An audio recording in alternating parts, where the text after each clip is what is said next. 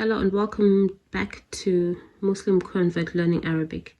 So we've done the letters in the beginning, the middle and the end, and I was just browsing through my book and I noticed that it's got different exercises that you can do.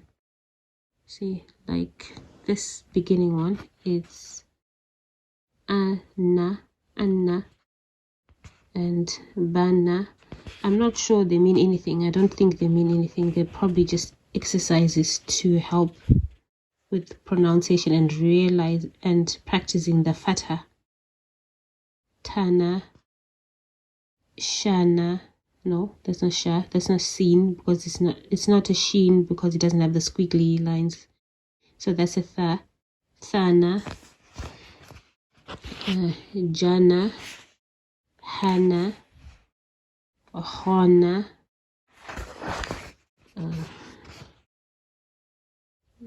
dana, dhana, rana, zana,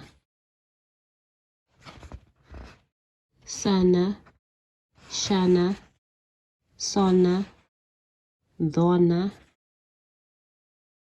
dona, dhana.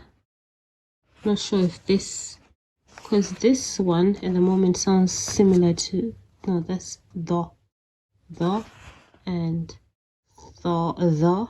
I don't know, they sound very similar, but anyway, I will get somebody to listen to my pronunciation and take it from there.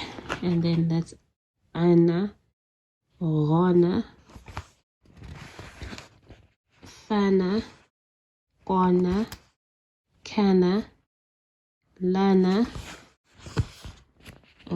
mana. This is mana, nana, wana, hana, yana.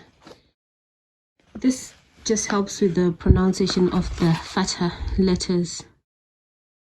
This is very, very exciting. So yeah, it's looking good. So see you in the next video.